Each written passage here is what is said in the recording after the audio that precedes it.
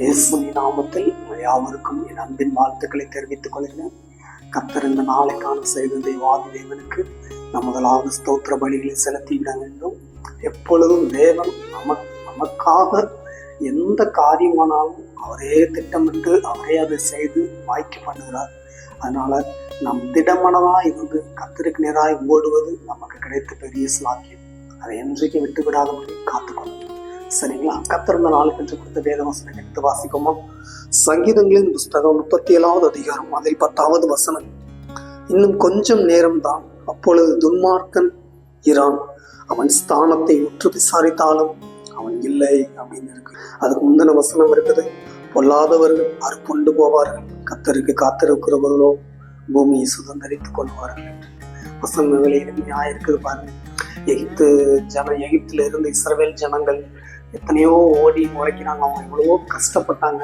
ஆனால் அவங்க விடுதலையாகணும்னு அவங்களுக்குள்ள ஒரு மனம் வரும் பொழுது எகிப்து ராஜா விடவே மாட்டேங்கிறான். எவ்வளவோ ஆண்டவர் அடிக்கிறாரு, அவன் உபத்திரவப்படுத்துறாரு, அவன் ஜனங்களை விடவே மாட்டேங்கிறான். ஆனால் கடைசி வரைக்கும் அவன் அவங்களை பின்தொடர்ந்து அவன் தான் அழிஞ்சாலும் பரவாயில்ல, அவங்களை எப்படியாவது அடிமையாக்கி விட வேண்டும் என்று அவன் சிந்தனை கொண்டு அவர்களை நோக்கி வந்தான். தேவனோ பார்த்து கொண்டு சும்மா இருக்கவில்லை, கொஞ்ச நாள் பொறுத்திருந்தார். தேவன் அவனுடைய அக்கிரமங்கள் தேவனுடைய சன்னிதானத்தில் எட்டின பொழுது தேவன் தன்னுடைய கோபத்தில் உக்கிரத்தில் அவனை ஒரே நாளில் அழித்து போட்டது போல உங்களுக்கு விரோதமாய், உங்களுடைய கையின் பிரயாசத்துக்கு விரோதமாய், உங்களுடைய குடும்ப வாழ்க்கைக்கு விரோதமாய், உங்களுடைய தொழிலுக்கு விரோதமாய், உங்களுடைய இடத்துக்கு விரோதமாய், அதாவது உங்களுக்கு விரோதமாய் எழுப்பி நிற்கிற துன்மார்க்கன் இனி இராமல் பண்ண போகிறான் தேவன். அவனை நீங்க தேடி பார்த்தா கூட அவனை கிடைக்கவே மாட்டான். அவனை எங்கும் நீங்க தேடி பார்ப்பீங்க. நமக்கு வேதனைப்படுத்திட்டு நம்மளை ரொம்ப மன நோவு கிடைச்சிக்கிட்டு இருந்தானே, அவனை எங்கேருந்து நீங்க தேடி பார்த்தா கூட அவன் எங்கேயுமே இருக்க மாட்டான். அவனுடைய வாழ்க்கையை தேவன் சின்னாபனமாய் ஆக்கி போடுவார். கர்த்தர் உங்களோடு கூட இருக்கிறது நிமித்தம் நீங்க எந்த தீங்கான காரியம் செய்யாதீங்க. நீங்க எந்த தீமையும் செய்ய வேண்டாம்.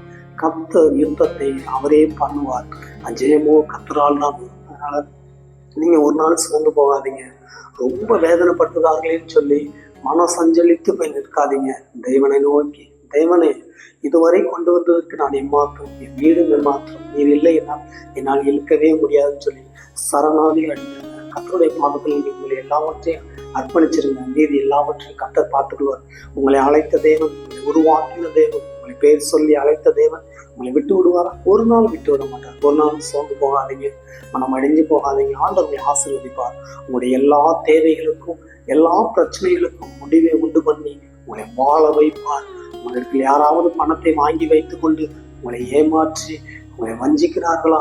இன்னும் கொஞ்ச நாட்களில் அவர்களே உங்களோட கரப்பில கொண்டு வந்து அந்த பணத்தை கொடுத்து உங்களுடைய பணத்தை நான் எடுத்தது தவறுதான்னு சொல்லத்தக்க அளவுக்கு கர்த்தர் அவருடைய வாழ்க்கையை சந்திப்பார். உங்களுக்காக யுத்தம் செய்து தேவன் உங்களுக்கு அற்புதம் செய்வார். சொந்த போகாதீங்க. நாம் ஜெபிப்போமா? அன்பு தகப்பனை கோடி ஸ்தோத்திரங்களை ஏறெடுக்கிறேன்.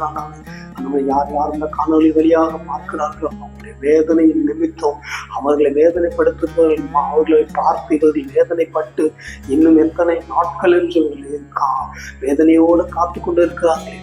நீ சொல்லுகிறேன், இன்னும் கொஞ்ச நாள் தான், இன்னும் கொஞ்ச தூரம் தான், ரொம்ப தூரம் இல்லை, கொஞ்ச தூரம் தான் கிட்ட வந்துட்டேன்னு சொல்லி இந்த பிள்ளைகளை ஆறுதல் படுத்துகிற தேவன், தேர்தல் படுத்துகிற தேவன், தேற்றுகிற தேவன் ஆசீர்வதிங்கப்பா.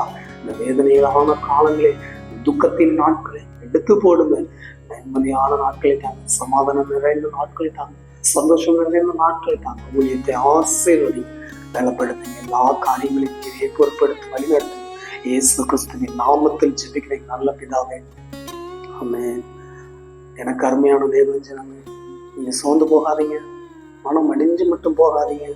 எனக்கு மாத்திரம் ஏன் நினைக்காதீங்க.